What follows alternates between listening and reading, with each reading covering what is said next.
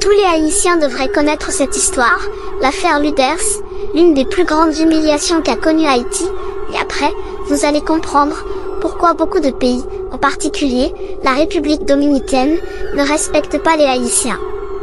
Et c'était le 21 septembre 1897, la justice haïtienne, qui avait lancé un mandat d'arrêt contre un citoyen haïtien pour vol, répondant au nom de Dorleus présumé, et la police haïtienne l'avait trouvé travaillant chez un citoyen allemand, nommé Emil Luders, et la police qui a voulu l'arrêter, mais le citoyen allemand ne voulait pas, et décide d'agresser les policiers haïtiens, et c'est alors là, que la police décide d'arrêter les deux, et après, la justice condamne le citoyen haïtien à 1 an de prison pour vol, et le citoyen allemand à 1 mois de prison pour obstruction à la loi.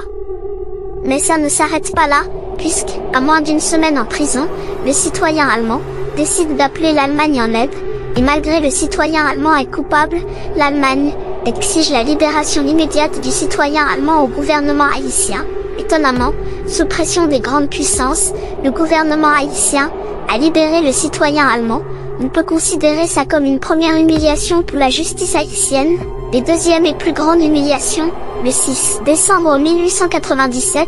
2 bateaux allemands arrivent en Haïti, exigeant premièrement au gouvernement haïtien une somme de $20 000 pour manque de respect à un citoyen allemand, deuxièmement une lettre d'excuse malgré que le citoyen allemand était coupable, et troisièmement, l'Allemagne exige à l'armée haïtienne de saluer le drapeau allemand avec 21 coups de canon.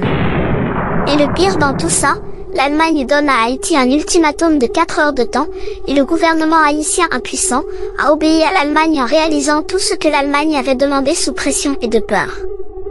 Haïti a été abandonné par le monde entier, et humilié par l'Allemagne.